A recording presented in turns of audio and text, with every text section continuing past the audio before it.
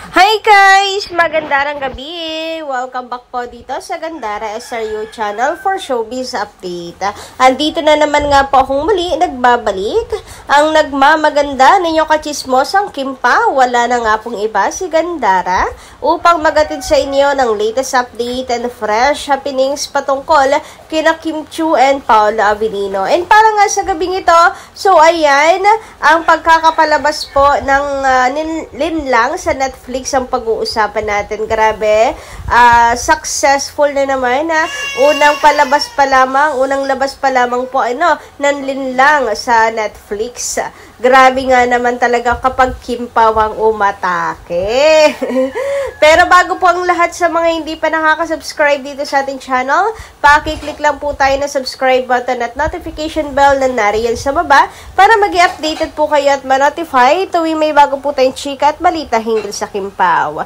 Basta mga balita na may kinalaman kina Kim Chiu and Paolo Avellino, sagot na natin yan. And ngayon, unahin ko lang po muna nasagutin etong sinasabi sa atin ni Sir Dante Valdres. Ayan, sabi kasi dito ni Sir Dante sa atin, bakit ba parang kakampi ka kay Jay sa mga tono mo, sa pagsasalita mo? Ito yung sabi ko sa inyo, leave her alone.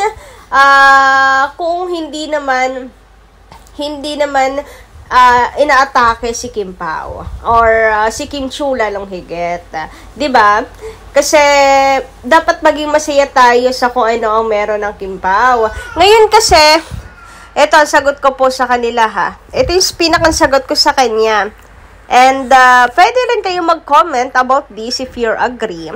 Kasi ayaw natin ma-label ng Kim Pao fandom as toxic. Kasi alam nyo ba, nakikilala na ngayon ng Kim Pao as generous fandom, as foundation na fandom, 'di ba? Ang sarap sa tenga nun eh. Ang sarap, may magandang adhikain na fandom. Sobra at ikinatutuwa yun nila Kim and Paolo at the same time. Kasi 'di ba, may mga Kim Pao fans, mga admins natin na tumutulong sa mga less fortunate.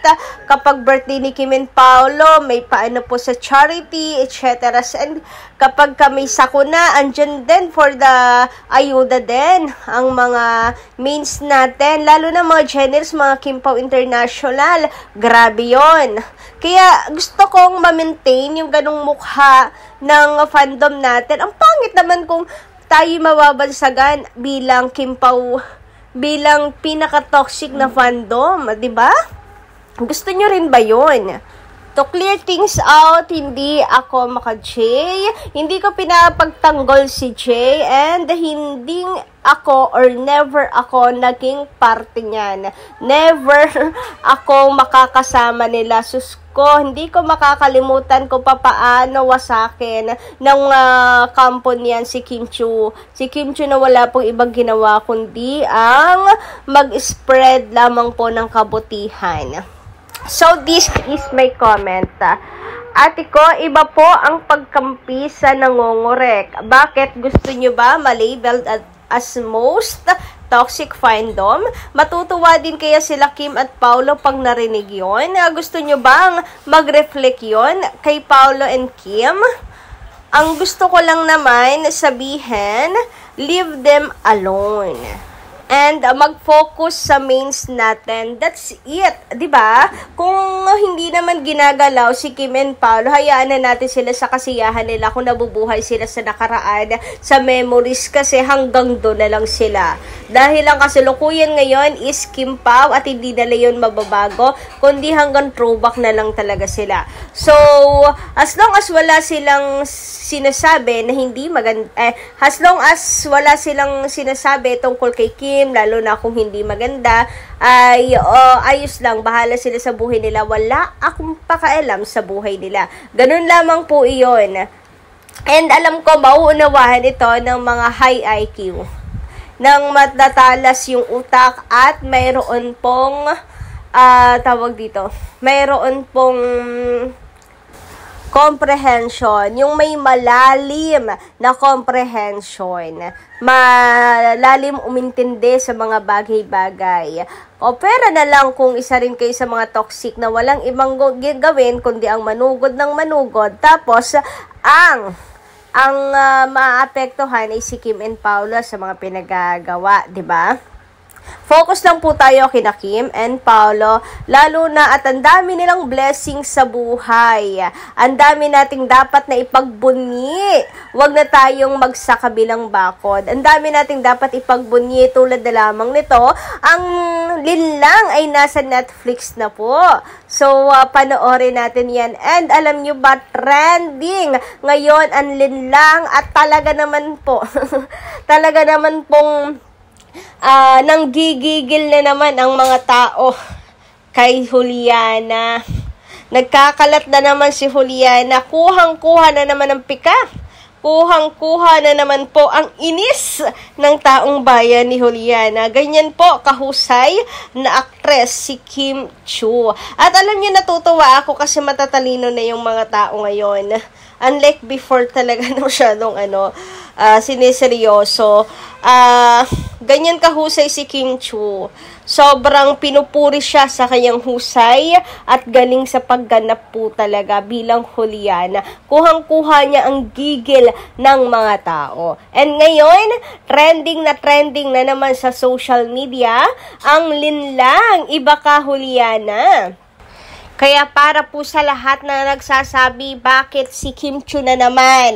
Palibahas sa ganto ganyan, malakas kasi ganto ganyan.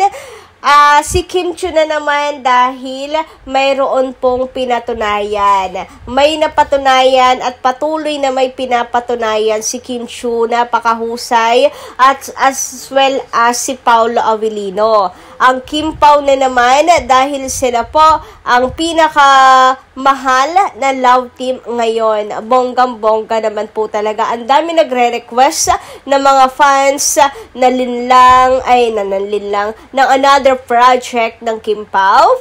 Hindi lang yan sa pagkadilulo or sa pagka-diehard fans, but at the same time, tunay naman po talaga binibigyan nila ng hustisya at hindi po pabebe ang kanilang mga ginagawang project. Mapa-heavy drama, anuman pong binibigay sa kanilang genre ay talaga naman pong binibigyan nila ng hustisya at sobra-sobra nilang ginagalingan. And grabe yung mga awards na natanggap nila. Sa muling pagbabalik ni Kim Chiu, talaga namang binuhos niya lahat ang kanyang galing, kanyang husay. Kaya sorry na lang sa mga nang kukwestiyon sa pagbabalik ng Kim Pao again. Sorry na lang, yun na lang yung masasabi namin. Anyway, sabi naman po dito ni Madam Beth Guillermo. Madam Beth, good afternoon sa inyo. Magandang gabi na din. Naku po mga bashers, magpa-check up na kayo. Baka may damage na mga utak nyo. Kahit ano gawin nyo or sat-sat nyo, hindi kami mabubuwag. Kim Pao kami forever. Yes, wala pong bibitaw dito. Sabi nga ni Paolo, as long as nandiyan ang mga fans, nariyan pa rin ang Kim Pao. Hanggat may demand, andyan pa din sila. Kaya nga, ang daming nakakutob na may project talagang gagawin ulit ang Kim Pao. Kasi never naman pong nawala yung suporta sa kanila. Thank you so much nga kasi lahat ng effort natin no sa may love will make it disappear, talaga naman pong nagbunga. At eto, napakaganda po ng project ng Kim Pao na bago, which is ang The Alibay. Sabi naman dito ni Madam Norma Collie, ay, bashers, tigilan na ninyo ang Kim Pao. Bakit kayo naiinggit sa taong di naman kayo inaano? Bahala na ang management sa kanila. May tiwalang ABS-CBN. Kaya sa iba, gets mo? May tiwalang ABS-CBN kaysa sa iba. Gets nyo? So, ayun, may tiwala talaga sila kay Kim and Paolo. Kaya nga may pagliligaw pa silang nalalaman kay Pao. napaperma nila sa Star Magic, hindi ba? Anyway, congratulations again, Paolo Avellino. Parte ka na ng Star Magic family. And I hope talagang Kim Pao lang lagi ang project mo, ano? Kaya sa lahat din ng mga nagre-reklamo, sensya na kayo. May tiwalang ABS-CBN sa kanila eh. So, anong magagawa niyo? May tiwalang ABS-CBN meaning na nag-aakyat ng pera kasi sa kanila ang Kim Pao. May napatunayan na nga kasi tulad ng sinabi ko sa inyo. Nagsimula yan sa trial and error, then here, napakalakas na ng Kim Pao together. And grabe yung project nila. Siguro kasi nanghihinayang yung iba na ang gandang project nung naibigay sa Kim Pao sana sa iba. Siguro gano'n. Pero wag kayong mag-alala sa idols nyo naman. Meron din yung nakapila. Dasal lang kayo, right timing, kumbaga. Wag nyo nang agawin yung dapat ay para sa iba. Ganun lang yon kasi hindi nyo rin gugustuhin yung magiging resulta kapag nang-agaw lang kayo. Charot! So, yun lang guys sa ating update. Thank you so much sa pakikinig. Kita-kits tayo sa susunod kong mga balita. Maraming salamat!